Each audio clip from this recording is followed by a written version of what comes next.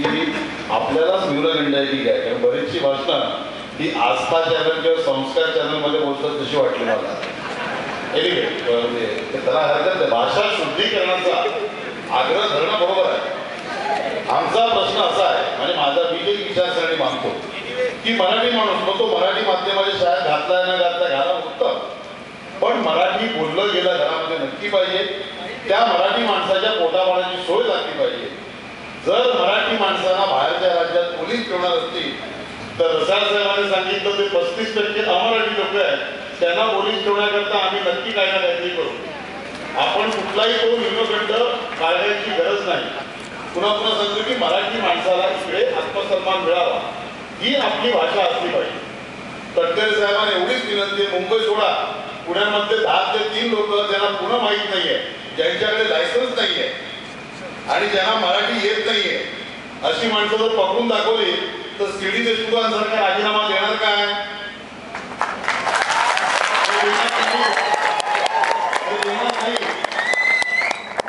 वैयक्तिक लेवलला प्रयत्न कराय, पण मराठीचा आग्रह करणं याच्यामध्ये कुठलाही न्यूनगंड येऊ शकत नाही. मराठी माणसाने काय केलं पाहिजे?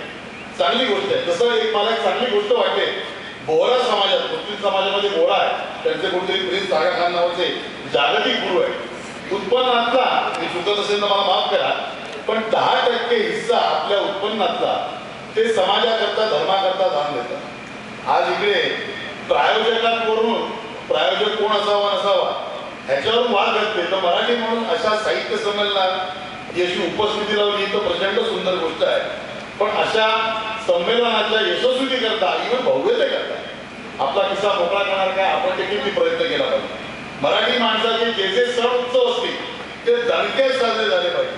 मग तो 1 मे असू दे, शिवजयंती असू दे, जागतिक मराठी दिन असू दे, मोठमोठ्या लेखकांचे, कवींचे यांच्या जयंत्या पुण्यतिथ्या आपण दणक्यात साजऱ्या झाल्या पाहिजे. आपल्याला कसलाही न्यूनगंड असता कामा नये. एवढे मोठे थोर टाटा, पण त्यांचे आत्ता जे वंशस्थाना काही वर्षापूर्वी आपण महाराष्ट्र भूषण पुरस्कार दिला, त्यांच्या चेहऱ्यावर कुठेही लवलेश नव्हता. टाटांचे देशावर महाराष्ट्र प्रचंड उपकार आहे, पण आत्ताचे टाटा जे आहेत त्यांना मराठी बोलता येत नाही. ही स्थिती आणि ही चालवून घेणं, टाटा असं नाही, हा एक प्रकारचा मानसिक पांगुळ गाडा. मला असं म्हणायचं की मराठी करता आपण जे जे काही दणक्यात करू, आक्रमकतेने करू, तर कुठेही आपल्याला Agnipankh, fire on wings, Abdul कलामांच्या आत्मचरित्राचं पहिलं वाक्य, I was born in Tamil Nadu state, in Thanjavur district, in so and so village, in a poor Tamil family. मी गरीब तामिळ कुटुंबात जन्माला आलो, मी मुस्लिम कुटुंबात जन्माला आलो असं त्यांनी केव्हाही म्हटलं नाही. LTT सारख्या देशद्रोही संघटनेमध्ये ख्रिश्चन आणि मुस्लिम लोक आहेत का, तर ते भाषेची नाळ घट्ट पकडून आहेत ते लोक. तर आपल्याला काय प्रॉब्लेम आहे? आपल्याला काय न्यूनगंडाची स्थिती पाहिजे? आचार्यांनी सांगितलेलं 56 साली की महाराष्ट्र देशांच्या, वाक्य बदलतोय, महाराष्ट्र देशांच्या, मुंबईच्या संदर्भात बोलले होते की मराठीचा द्वेष करणाऱ्या लोकांच्या अंगावर मराठी माणसं थोपली ना तरी माणसं वाहून जातील. ही दणकट भाषेचा आविष्कार तुमचा दिसलाच पाहिजे. जर फिल्मफेअरला उद्योगपती, प्रायोजक मुंबई महाराष्ट्रात मोठे झालेले करोड रुपये सोडत असतील, तर साहित्य संमेलन महाराष्ट्र सरकारचे मराठी करता झालेले उपक्रम त्यांच्याकडून तुम्ही पैसा घेतलाच पाहिजे. सगळी गोष्ट शासनाची जबाबदारी असं देखील आम्ही म्हणत नाही. शेवटी सरकार म्हणजे काय, सरकार म्हणजे तुम्ही नाही. पण हे चांगले चांगले उपक्रमाकरता तुम्ही जर ह्यांच्याकडून, तुम्ही त्याला जिजिया कर म्हणा, त्याचं काही म्हणा, पण ह्या मराठीच्या उत्थानाकरता आपण भाषा शुद्धीकरणाचा आग्रह असेल तो अनाठाही नाही आहे. पण मराठी माणसाचं अस्तित्व, तो इंग्लिश बोलणारा मराठी माणूस असेल, त्याचं शुद्ध मराठी बोलणारा सदस्य मिळेल असेल, त्याच्या नोकरीची पुढच्या वेळेच्या 2 जेवणाची सोय झाली पाहिजे. जर आपल्या इकडे महाराष्ट्रात राहून जर लोक मोठी उद्योगधंदे मोठे झाले असतील, महात्मा गांधी एवढे मोठे, हो पण धर्माधिकारी साहेब गांधी मोठे होते, त्यांचं आकर्षण करोडो भारतवासियांना होतं, तर त्याच वेळेला सुभाषचंद्र, भगतसिंग, सुखदेव, सुभाष या सगळ्या मंडळींचं आकर्षण ज्यांनी शस्त्र घेतलं त्यांचं होतच की. मी उदात्तीकरण करत नाही, पण शेवटी दगड हातात वेळ घेतली काय येते. कुसुमाग्रजांचं 90 साली जागतिक मराठी परिषदेला भाषण झालं, ते अनेक वेळा उद्धृत करण्यात येतं. डोक्यावर सोनेरी राजमुकुट घेऊन मंत्रालयाच्या दरवाजापाशी फाटक्या, तर तुम्ही त्याला अध्यक्ष होता त्या कार्यक्रमाचे, आपण सरस कुठेतरी महत्वाच्या पदावर होते, तर त्यावेळेला फाटकं वस्त्र लिहून मराठी मंत्रालयाच्या दरवाजापाशी मी हे खात्रीने सांगतो, याचा थोडा बदल झालाय. डोक्यावर सोनेरी राजकुंकू घेऊन माय मराठी भले फाटक्या वस्त्र नशी पण आमच्या रूपाने हातात तलवार घेऊन उभी आहे. मराठी लोकांचा खात्मा करायला तुम्ही आम्हाला आगाऊ म्हणा, टार्गेट म्हणा, रस्त्यावरची सोडली पोरं म्हणा, पण तुम्ही राज्य करताय. आम्ही देखील शरद पवारांबद्दल कोणी खासगीमध्ये अमराठी माणसांनी वाईट उल्लेख केला, आम्ही सहन नाही करत. बाळासाहेब ठाकरेंबद्दल सहन नाही करत. याचं कारण कुठून माहिती हा किमान की असला पाहिजे. सत्ता कोणाची आहे, राज्य कोण करतोय, या गोष्टीला दुय्यम महत्व आहे. आणि आपण कोणावरही उपकार करत नाही. साहित्यिकांचा माहितीने प्रश्न काढला की का नाही साहित्यिकांनी अपेक्षा करू की मला त्या चांगल्या सन्मानाने फर्स्ट रेल्वेच्या तिकडे यावं. ज्यांचं पोट साहित्यावर त्यांना काय बँकेत खेळाडू म्हणून नोकरी तर लागत नाही. साहित्यिकांना जगामध्ये इंग्रजीत म्हण आहे, नो फ्री लंचेस. आई सोडली तर जगात फुकट काहीच मिळत नाही.